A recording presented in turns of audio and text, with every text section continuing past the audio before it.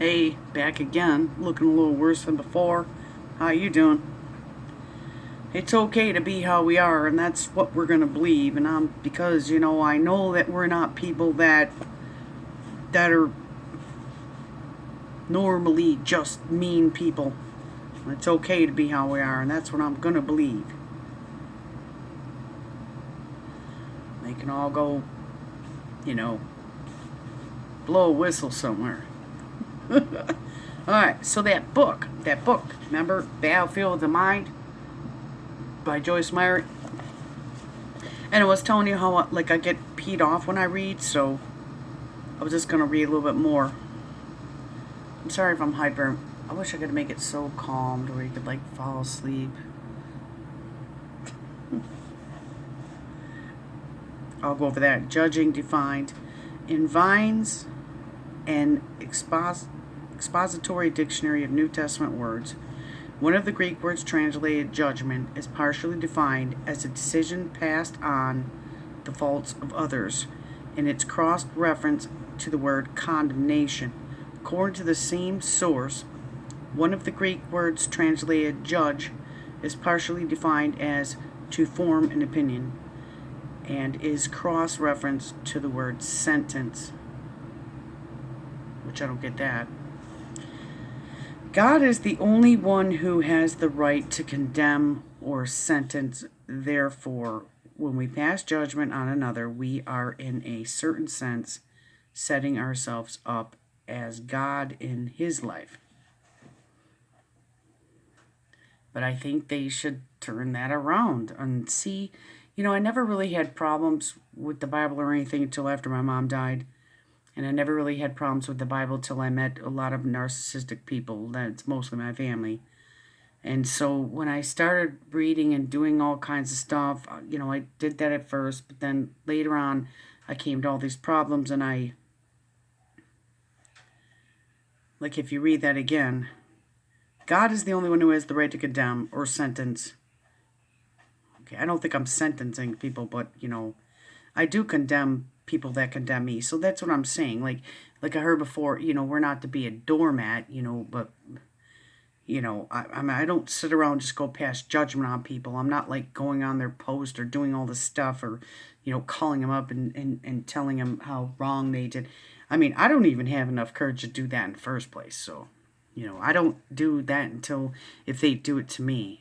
So then I think, am I putting eye for an eye, tooth for a tooth? How did they say that in the Old Testament? Blood for blood, eye for an eye, tooth for tooth. I don't know how they say that. I don't know. Anyway, so if God's the only one who has the right to condemn or sentence, therefore, when we pass judgment on another, we are in a certain sense setting ourselves up as God. And I'm not trying to be God. I never even want to be God. I don't even want that responsibility. You know what I'm saying? But there's sometimes we gotta. I don't know. You see what I'm saying? I'm angry again. It says, I don't know about you, but that puts a little godly fear in me.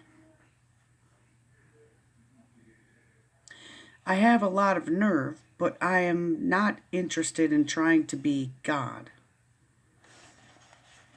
And see, I'm reading this book, so those aren't my words. I'm just saying, like, whatever.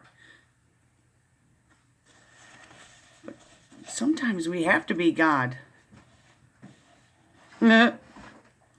These areas were once a major problem in my personality, and I believe I will be able to share some things God has taught me that will help you.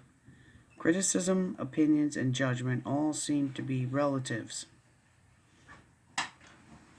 So we will discuss them together as one giant problem.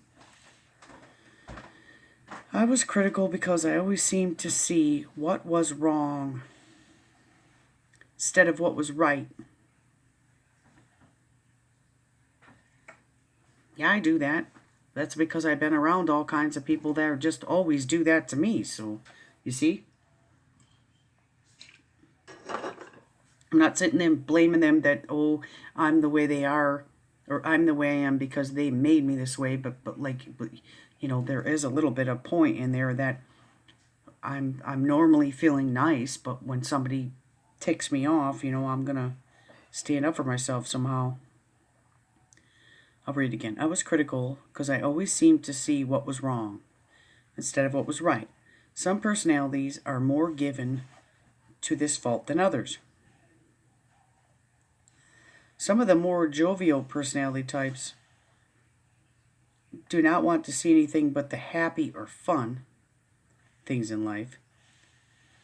So they really don't pay much attention to the things that could spoil their enjoyment.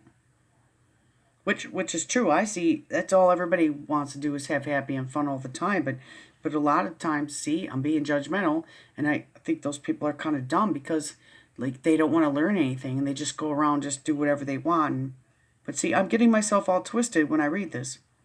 The more melancholy personality or the controlling personality often sees what is wrong first. That's more me. I see what's wrong all the time first.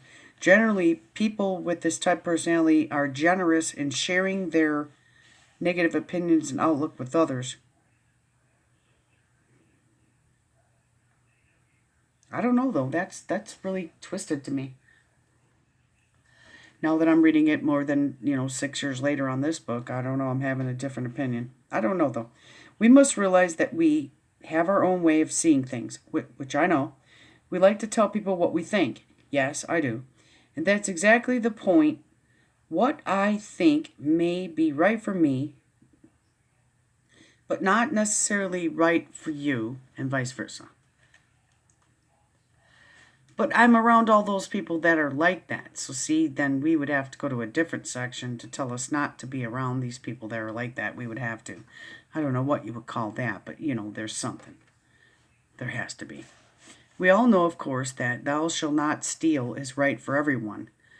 But I'm speaking here of the thousands of things we encounter every day that are neither right nor wrong.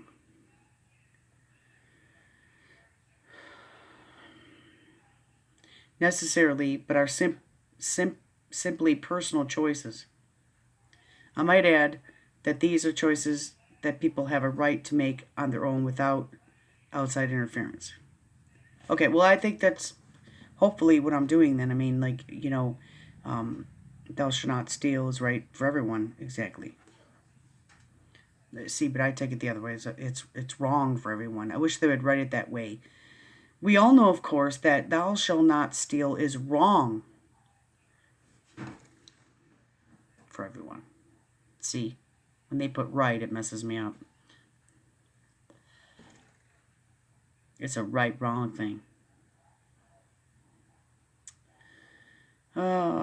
Let's see. I might add that these are choices that people have a right to make on their own without outside interference. I think this video is sucking.